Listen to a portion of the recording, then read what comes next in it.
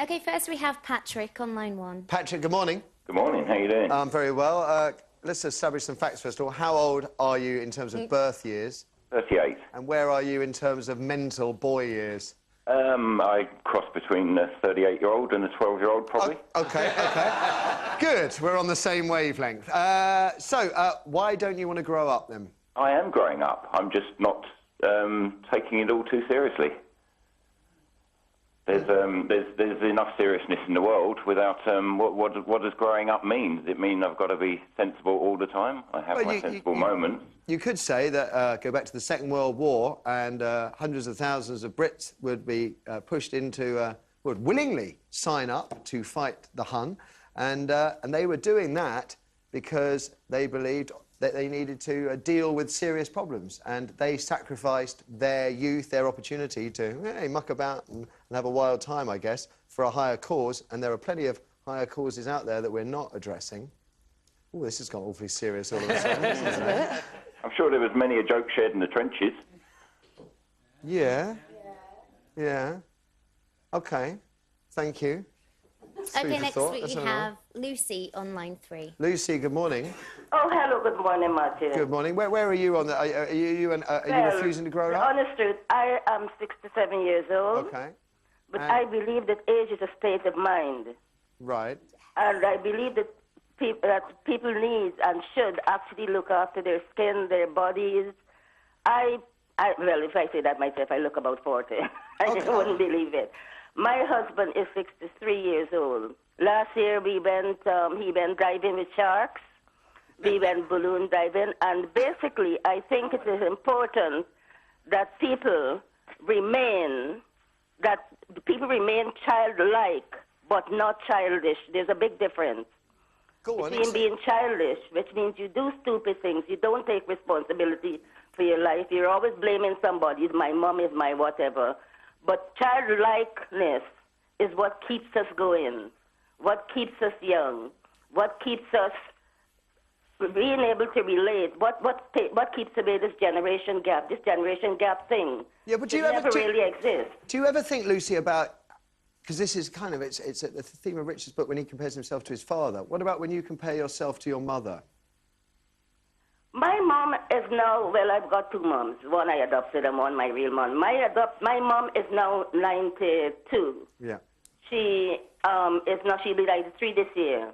She's not, but my adopted mom, whom I was brought up with and has given me this sort of philosophy, is 91 this year. She cooks, she shops, she lives in Guyana.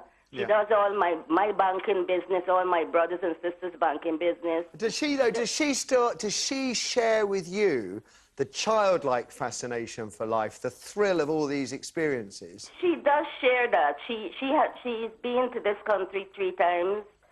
When she comes here, she goes camping, she goes holidaying. She can outwalk you, Martin. All right. She can outwalk you. But what's really interesting with Lucy's call is it does suggest that it's been forever.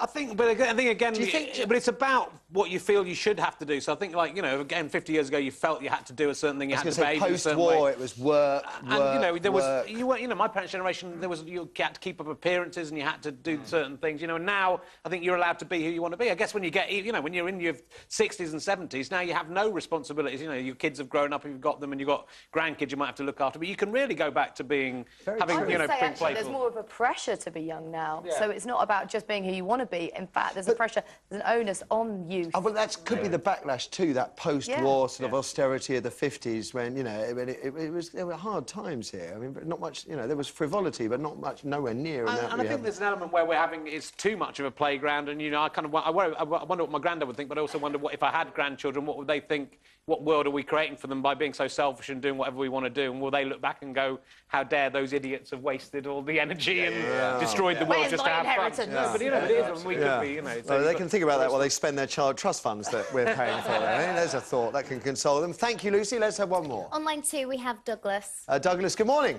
Good morning, Matthew. Can I ask how old you are, sir?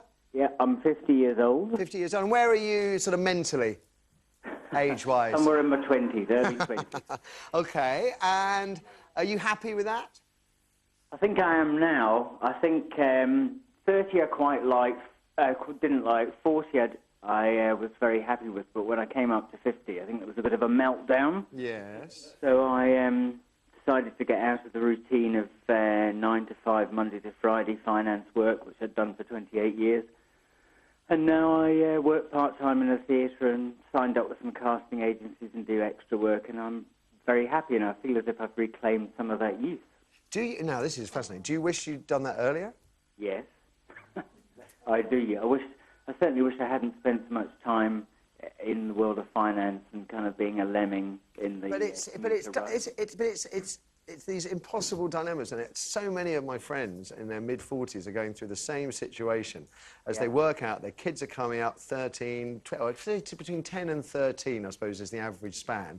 And they think, do they want to bring them up in an urban environment? Do they really want to be at work 18 hours a day, tired out at the weekends? Yeah. The pressure to socialise at work, if they don't do it, are they damaging their careers? Can they afford to move out to the provinces and live an idyllic sort of a bumpkin-type existence? And all of it costs money. That's the problem, doesn't it? Yes. Yeah. OK, well, I'll end that one there, then. Nice one, Douglas.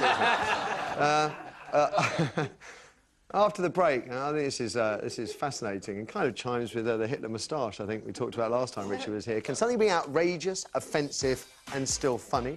The Lads Mag Zoo, it's apologised after advising a reader who'd been dumped to slash his ex's face so no one else would want her. It is an outrageous and offensive comment, but what else would readers expect from an outrageous, offensive magazine?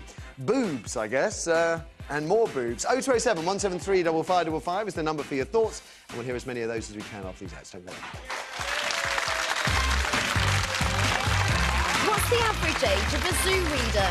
13, 23 or 33? Find out after this short break.